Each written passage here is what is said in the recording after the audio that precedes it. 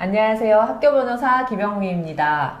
오늘은 학교폭력 피해자에 대해서 어떻게 대응해야 되는지에 대해서 알아보도록 하겠습니다. 요즘 맞학폭이라고 하잖아요. 맞학폭 신고가 정말 많거든요. 피해 학생이 내가 정말 피해를 오랫동안 겪다가 용기를 내서 학교폭력으로 신고했는데 상대방이 당연히 사과할 거라고 기대를 했는데 사과는 하지 않고 역으로 맞학폭을 걸어오는 경우가 정말 많습니다.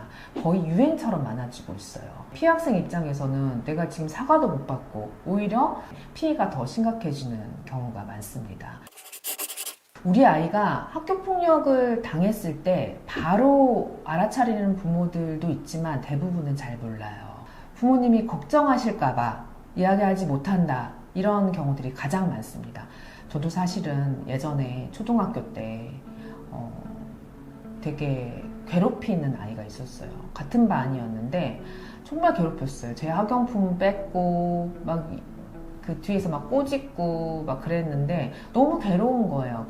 이걸 누구한테 털어놓을 수가 없더라고요. 왜냐하면 내가 이렇게 피해를 당한다는 것에 대한 부끄러움도 있었어요. 그리고 부모님한테 말할 용기가 안 생겼어요. 특히 선생님한테도 말할 용기가 없었어요. 그래서 나 혼자 감당할 수 있다고 생각하고 혼자 감당했죠. 왜냐하면 학년이 바뀌면 이 아이를 안 만나도 되니까 내가 그때까지만 참자 라고 하면서 버텼던 것 같거든요. 그래서 대부분의 부모들이 모르고 넘어가다가 어느 날 보니까 우리 아이가 이상하게 변해가는 거야. 말수도 없어지고 웃지도 않고 밥도 안 먹고 방에 들어가서 잘 나오지도 않고 갑자기 변해가는 거예요. 그게 뭐 사춘기가 되면서 그럴 수도 있지만 그게 아닌데 갑자기 변한다고 하면은 부모님 입장에서는 이 아이와 대화를 시도하기 위해서 엄청 노력을 하셔야 됩니다. 그래서 뒤늦게 학부모님들이 아이의 피해 사실을 인지하고 너무 화가 나셔가지고 이걸 어떻게 해야 되는지에 대해서 상담하러 오신 분들이 있거든요.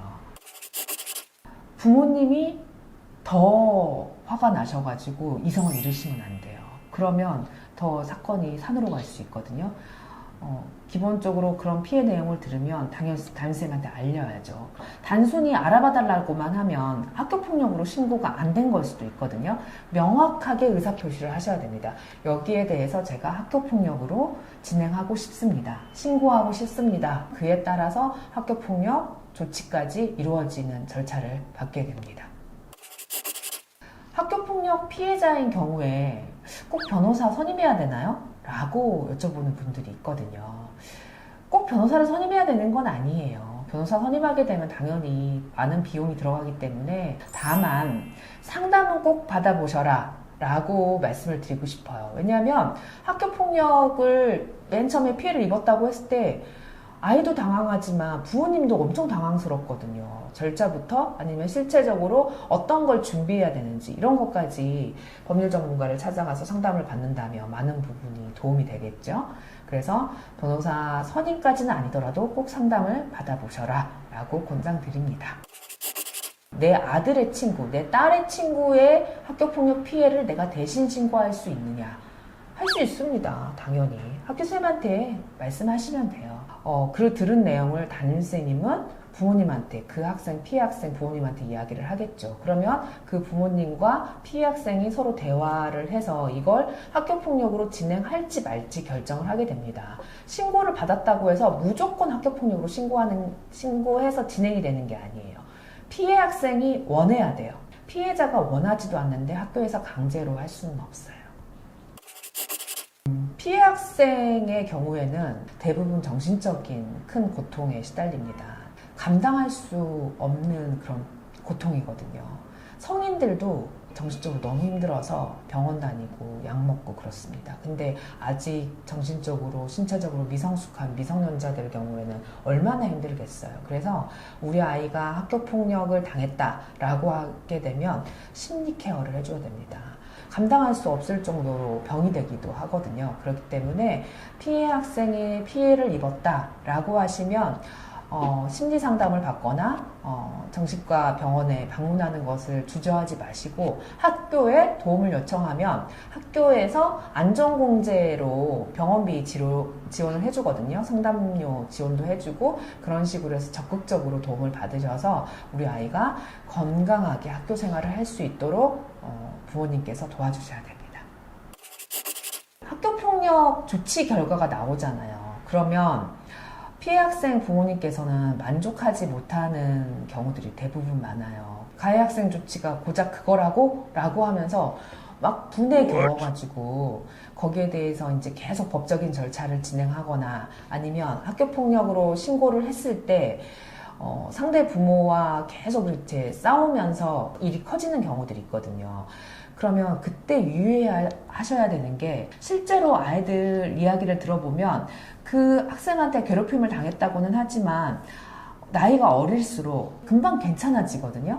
다음날 학교 가면 또 멀쩡하게 또 잘 지내는 경우가 있어요. 그러면 아이들은 괜찮다고 하는데 부모들은 끝까지 가는 경우가 있거든요. 그럼 이게 전형적으로 아이 싸움이 어른 싸움이 되는 경우예요. 그러면 이 부모가 울그락불그락 하면서 매일 학교 갔다 오는 아이한테 너 오늘 걔가 너 또 괴롭힌 거 없어? 라고 하면서 계속 이야기를 합니다. 나는 학교 생활 괜찮은데 계속 엄마가 그 아이랑 놀지 마. 그 아이랑 이야기하지 마. 그 아이가 혹시 너한테 불편하게 한 적 없어? 라고 계속 이야기하면 그 아이가 어느 순간부터 불편해지기 시작하는 거예요. 그러면 아이도 점점 의기소침해지고 말이 없어지고 이렇게 되거든요. 그래서 아이의 감정 상태를 존중해 가면서 학교폭력으로 끌고 가셔야 됩니다. 그리고 그 너를 괴롭혔던 아이가 이런 조치를 받았는데 이걸 그냥 여기에서 멈출까 아니면은 좀 더 법적인 절차를 진행할 수 있는데 계속했으면 좋겠어 라고 물어봐가지고 아이가 괜찮다고 하면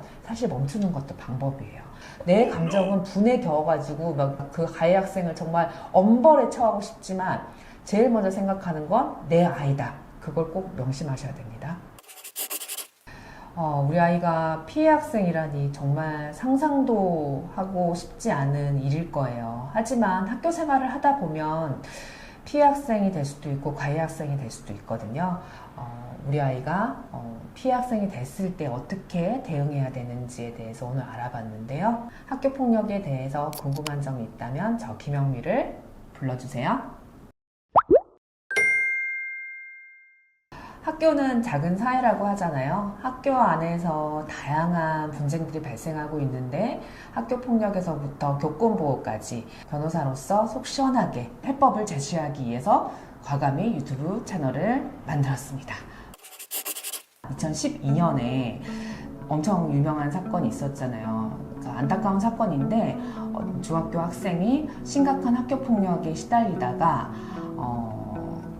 유명을 달리한 그런 사건이 있었는데 그때부터 이제 학교 폭력이 사회적 문제가 되면서 저도 그 문제에 대해서 깊은 공감대를 갖고 청소년 문제에 대해서 관심을 갖고 상담을 하기 시작했고 그때부터 지금까지 한 10년이 넘었죠. 13, 14년 정도 됐는데 계속 학교 폭력과 관련된 일을 해오고 있습니다. 저희 때만 하더라도 학교폭력이라고 사실 그런 용어조차도 매우 생소했어요. 남학생들이 이제 저희가 고무줄 놀이하고 있으면 와가지고 고무줄 끊고 그 다음에 아이스케이트 하고 이런 거는 매우 일상적이었고 뭐 선생님한테 이르거나 이렇게 지나갔죠. 그리고 남학생들 사이에서의 학교폭력이라고 하면은 돈 많은 아이들 뭐 금전갈취를 한다든지 힘센 아이가 약한 아이를 때린다든지 이런 신체폭력이 주로 많이 있었죠. 근데 요즘의 학교폭력은 2012년에 그 심각한 학교폭력 이후로 사회적으로 학교폭력을 하면 안 된다라는 분위기가 형성되면서 그때부터 각 학교에 예방교육을 엄청 시켰어요. 그래서 아이들이 이제는 다른 아이를 때리면 눈에 보이게 괴롭히면 학교폭력으로 처벌되고 내가 상급 학교 지나갈 때도 불이익이 있다라는 엄청난 이제 교육 효과가 생기면서 이제는 그게 눈에 보이는 신체폭력은 확 줄어들었어요. 신체폭력의 수위도 낮아졌어요. 잔혹사 영화 보셨어요? 말죽거리 잔혹사. 그 영화 보면 네가 그 싸움을 잘해? 그 힘센 아이들이 일진들이 옥상에 올라와 라고 해가지고 진짜 어른 조폭처럼 이렇게 치고받고 싸우잖아요. 요즘은 진짜 드뭅니다. 그런 사건이 있으면 TV에 나올 정도예요. 대부분은. 그럼 뭐가 학교폭력의 주를 이루고 있느냐. 그러니까 사이버상에서 이루어지는 언어폭력, 성희롱 이런 것들이 되게 많이 주를 이루고 있습니다. 사실은 친구들 사이에 막 이렇게 서로 주고받으면 그건 아이들끼리 장난이거든요. 근데 어느 한쪽은 안 하는데 한쪽만 그런 말을 한다. 그럼 언어폭력이 되는 거예요. 요즘 아이들 사이에 패드립이라고 해서 그 부모님을 빗댄 언어폭력들이 있거든요. 니네 엄마 바보 뭐 이런 식으로 니네 엄마가 너 뭐 어떻게 낳았니? 라고 하면서 이렇게 약간 성적으로 빗대가지고 언어폭력을 하는 것들이 있어요. 그 다음에 저도 한번 당하기도 했는데 어떻게 하다 보니 부모님 이름이 학생들 사이에 알려지는 거예요. 그러면 그 부모님 이름을 친구 이름처럼 부르면서 그 친구를 놀리는 거죠. 제가 이름이 김영미니까 뭐 저희 아이한테 야, 너네 영미 잘 있냐? 뭐 이런 식으로 이야기를 하는 거예요. 그런 식으로 아이들끼리 이제 장난을 하거나 언어폭력을 하기도 하죠. 근데 뭐 그렇게 이야기하는 것에 대해서 저희 아이가 뭐 괜찮다. 나는 아무렇지도 않아. 그러면 이제 언어폭력이 아니지만 거기에 대해서 상처받는 아이들도 분명히 있을 수 있잖아요. 그러면 언어폭력이 되는 거예요. 저한테 이제 상담 오는 아이들이나 부모님들한테 이야기를 들어보면 아이와 부모가 생각보다 많이 소통을 못하고 있구나 라는 생각이 들어요. 요즘 아이들은 학년에 따라 좀 다르기는 하는데 우리가 채팅 어플 주로 성인들은 카카오톡 많이 쓰시잖아요. 근데 카카오톡은 주로 초등학생들 사이에서 많이 씁니다. 그러면 중학생들은 뭘로 주로 대화를 할까요? 카톡을 써요. 중고등학생들은 카톡을 쓰면 노땅이라고 생각해요. 주로 대화는 인스타그램의 DM으로 대화를 합니다. 디스코드라는 채팅 앱이 있는데 디스코드는 아이들이 이제 게임할 때 뭐 이렇게 너 공격해, 너 빠져 뭐 이런 식으로 하잖아요. 그 디스코드는 주로 언어적인 채팅 어플이에요. 그래서 디스코드 할 때는 아이가 게임을 하는구나 라고 생각하시면 될 것 같고, 또 에스크 계정이라고 있는데 에스크는 정말 익명이에요. 누가 했는지 확인할 수 없어요. 그렇다 보니까 많은 언어폭력이 더 많이 찾기 어려운 만큼 많이 이루어지죠. 그 다음에 틱톡. 요즘 아이들 틱톡 엄청나게 보잖아요. 틱톡으로 수많은 영상들을 보고 있는데 우리 아이들이 도대체 어떤 영상을 보는지 한 번씩 아이와 소통하면서 아이가 지금 현재 보고 있는 틱톡 영상을 같이 한번 확인해 보는 것도 방법인 것 같아요. 그리고 페북은 아이들이 별로 안 해요. 노땅들이 하는 거다라고 생각하고 아이들은 인스타그램 주로 이용한다고 생각하시면 됩니다. 이런 정보를 아셔야 우리 아이가 도대체 어떤 아이와 어떤 어플을 통해서 대화를 하고 이런 정보를 아셔야 되거든요. 어른들은 거기에 나의 영상과 사진과 글을 올리는 걸로 쓰지만 아이들 계정을 보시면 어른들처럼 포스트를 올리지 않아요. 잠깐 올렸다 내리고 이런 식으로 이루어지고, 인스타그램 스토리라고 들어보셨는지 모르겠어요. 스토리는 사진을 찍어서 올리면 그게 일정 시간만 올라가 있다가 자동으로 삭제가 되는 거예요. 우리가 이제 다른 아이를 괴롭힌다고 할 때 저격한다라는 표현을 쓰는데, 저격할 때 나를 아는 친한 애들만 볼 수 있게끔 스토리에 그걸 올리는 거예요. 그리고 나서 자기네끼리 공유하면서 키득키득 그렇게 웃다가 일정 시간이 지나면 없어지는 거예요. 그러면 피해자 입장에서는 누군가 그 스토리를 보고 야, 누구의 스토리에 너에 대한 저격글이 올라와 있어, 한번 들어가서 봐봐 라고 했는데 내가 늦게 들어가면 그 스토리가 삭제되고 없을 수가 있죠. 그러면 증거를 찾기가 어려워지는 경우가 있습니다. 사이버상에서 이루어지는 이런 언어폭력, 저격글, 저격사진 이런 것들도 문제지만 요즘 특히 문제되고 있는 것 중에 하나가 사이버 성범죄예요. 디지털 성범죄라고도 하는데, 피해자가 올린 인스타그램이나 카카오톡 그 프로필 사진에서 피해자 사진을 가져와요. 그래서 그 가져온 사진을 딥페이크 앱이 있는데 거기에 넣어가지고 야한 신체 사진과 합성을 합니다. 그리고 그걸 친구들하고 공유하거나 아니면 어떤 사이트에 올리거나 이런 방식으로 지인 능욕 사진을 만듭니다. 그리고 지인 능욕 사진을 만들어서 그걸 유포하는 행위. 이런 범죄가 요즘 되게 많아지고 있고, 지금 작년에 2024년에 이 지인 능욕 사진으로 해가지고 청소년들 사이에 심각한 문제가 돼가지고 여기에 대해서 엄벌에 처하겠다라고 해서 대대적으로 수사가 됐었어요. 그리고 지인 능욕 외에도 사이버상 성폭력은 뭐 카메라 등 이용 촬영이라고 해서 다른 사람 신체를 몰래 촬영을 하고 유포하는 행위. 그 다음에 온라인 그루밍이라고 해가지고 어떤 남성이나 여성이 어린 학생에게, 어린 여학생이나 남학생에게 선물 공세를 막 해요. 그래서 호감을 산 다음에 그 학생의 신체 사진을 촬영해서 보내라고 해가지고 유포를 한다거나 이런 식으로 해서 사이버 그루밍을 해서 피해를 입히는 경우도 있거든요. 그러면 이를 안 피해자는 어떻게 해야 되느냐? 제일 먼저는 일단 그 인터넷상에서 나를 괴롭히는 언어폭력한 문자, 사진, 댓글, 그 다음에 영상 이런 것들이 다 있으면 무조건 캡처해야 됩니다.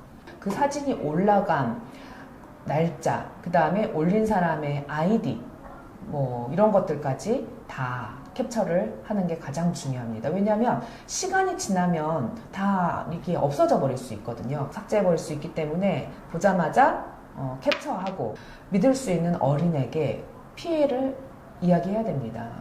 나 혼자 해결하려다가 상황이 더 복잡해질 수 있거든요. 부모님한테 도저히 말 못하겠다. 그러면 학교에 가면 선생님 계시잖아요. 선생님한테 찾아가서 고민 상담을 꼭 하세요. 피해를 이야기하고, 그러면 선생님도 나는 도저히 선생님한테 말 못해요. 그러면 친한 친구한테 이야기하면 돼요.